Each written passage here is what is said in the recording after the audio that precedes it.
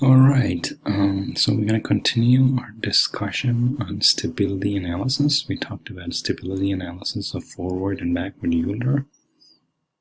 In this video, we're going to be looking at stability analysis of trapezoidal method. As you know, trapezoidal method is also implicit method of second order. So, if you recall, it's the average of forward and backward Euler on the right side. So for dA, dy, dx equal f, we write the trapezoidal method like that.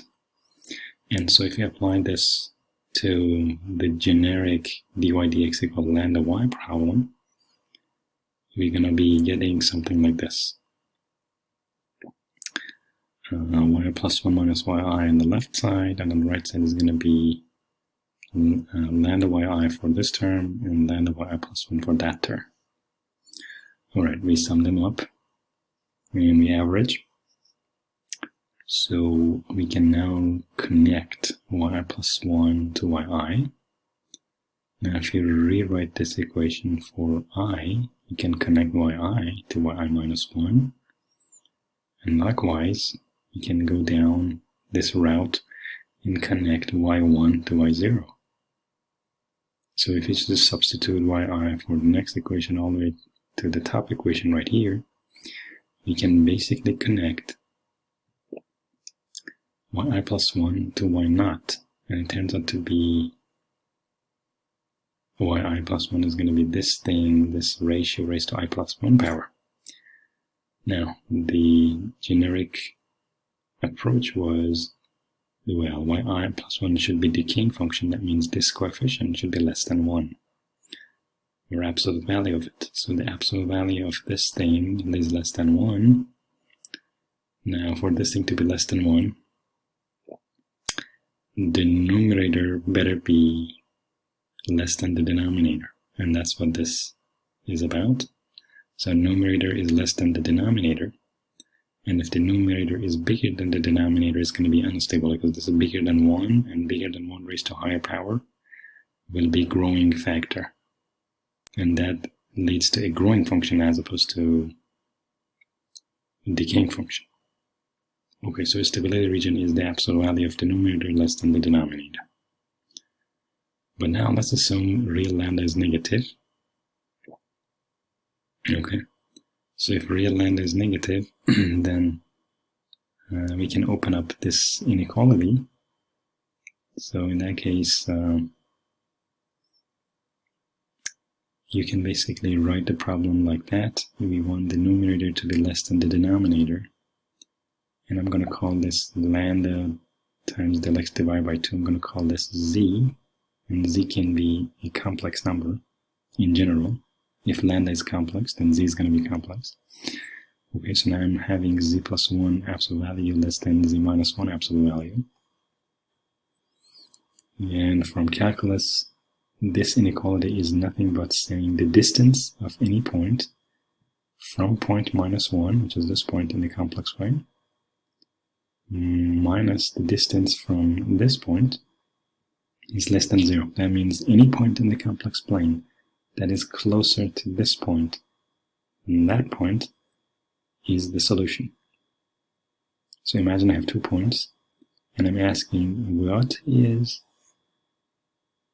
the region where the distance to minus 1 is less than the distance to 1. And you would see that actually that is going to be anything on the left side of the y-axis. Any point that you pick on the left of the y-axis will be closer to this point than that point. Right on this axis, the distance is equal. This is equal to that. Any point you pick on this axis.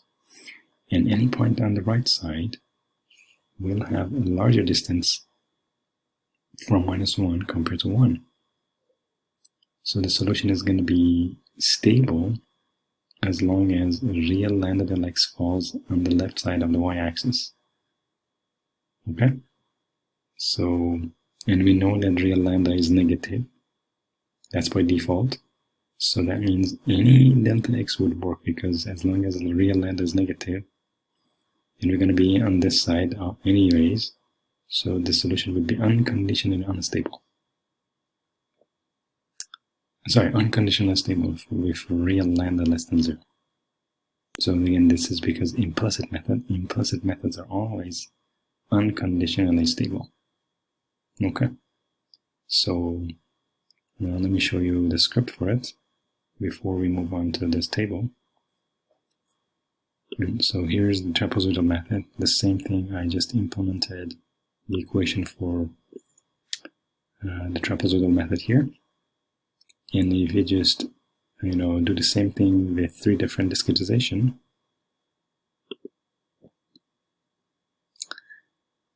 okay, you see that no matter what 1 plus lambda del x is, bigger than 1 or less than 1, as long as this ratio is less than 1, which is always the case if real lambda less than 0, then we are stable. And you see that all of them actually are stable. Even the red and blue, which are oscillatory, but they're decaying. They never grow in time. So that means trapezoidal method is stable.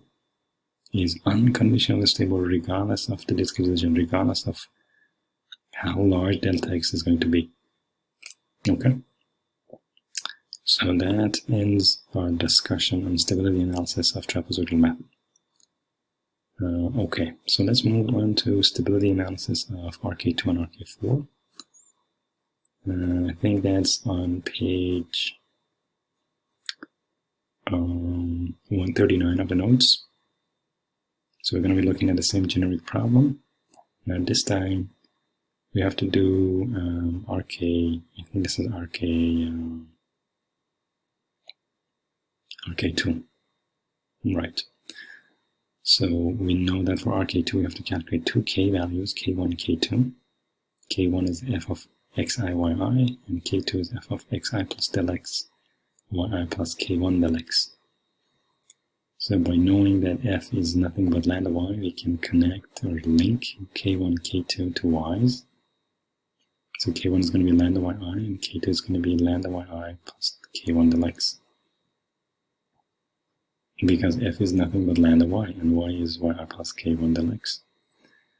So in k1 is this guy, we're going to substitute in here, and then I can relate now k2 to yi, k1 also to yi, and then yi plus 1 is going to be the average of the k's plus the yi.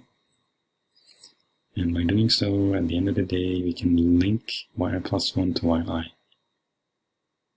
Then we repeat this equation for I minus 1, I minus 2 all the way down. We can then link I plus 1 to y naught, which is going to be this coefficient raised to this power. Stability condition is this coefficient better be less than 1, and that's what it is. Assuming that lambda del x is z is a complex number in general, we have to solve for this inequality. What is the range of z such that I get this thing less than 1? We can expand this parentheses. That means this should be less than 2. Well, multiply by 2 as well. And then we can group these terms and complete the square term. So they should be less than 2. Now, what is this in the z plane or in the complex plane? Now, solving this analytically is a little bit difficult. So that's why we're going to now find the z range using numerical technique. Okay, so let's say in general z is a complex number, so r some real magnitude times exponential of I theta, and so exponential I theta is cos plus I sine theta. Okay, you can plug in z in here and go ahead and simplify, knowing that I squared is going to be minus 1. Okay, so with that, we can calculate the absolute value of this, which turns out to be this. Now the question is, for what r and theta we get this thing equal to 1. So we're looking for a region that is that this thing is less than 2, or this thing divided by 2 is less than 1. Okay.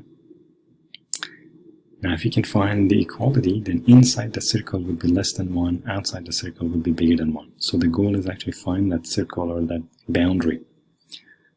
That's why we just look at for equality, not for inequality, because once we find the boundary, inside the boundary will be the solution. because inside the boundary would be less than, outside the boundary would be greater than. And we're looking for less than or equal to, well, if I divide by 2,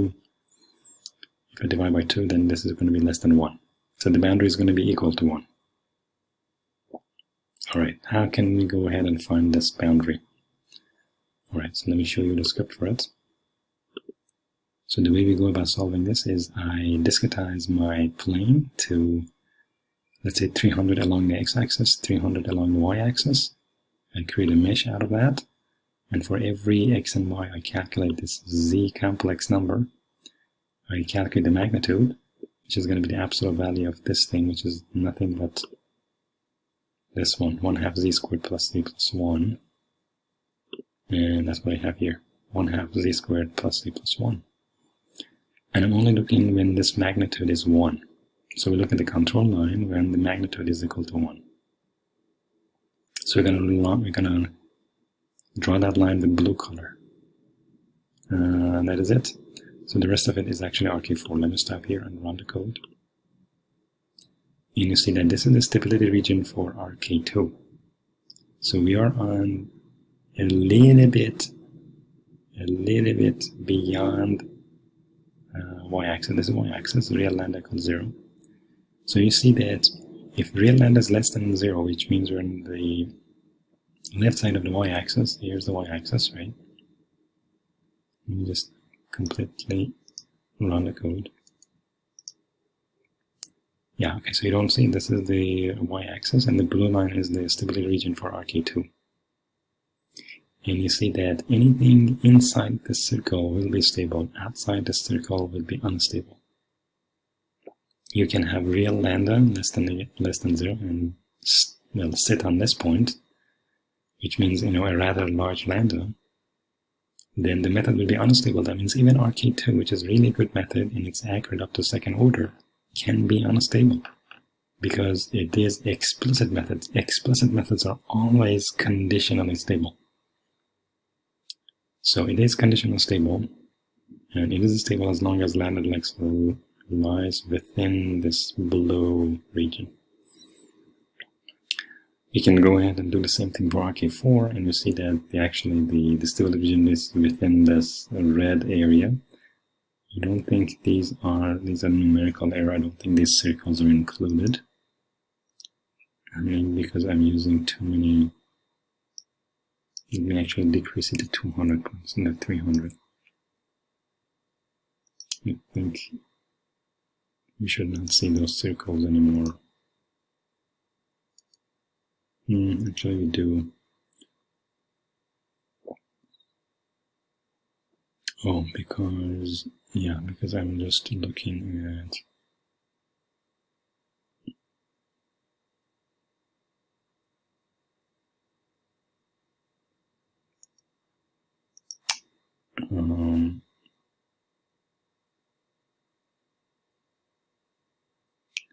we have to be looking at magnitude of so in RK4, let me just look into it. In RK4, we actually follow the same thing. It's in the notes. I'm not going to cover it too much. You have to calculate K1, K2, K3, K4. Similarly, link it to YI, and then rewrite everything in terms of Z, which is nothing but lambda del x. So Z is going to be lambda del x. And you link YI, you link YI to Y naught, or YI plus 1 to Y naught in terms of Z. And you say the coefficient here should be less than or equal to 1. Then you solve for the complex plane, and the area should be something like that. And actually, this has to be less than 1. So this needs to be 1 and 1. So let's correct this thing. So the control line we're looking at is just 1. Okay. So let me just rerun this code, and there you go. So this is the right region. The red one is the stability region for RK4, and the blue is for RK2. And you see that still on the negative side of the y-axis, there are still areas that lambda del x can be outside this red area, and that's going to be unstable. So even RK4 can be unstable. Alright, so thank you so much for watching. Stay tuned for the next video on stability analysis.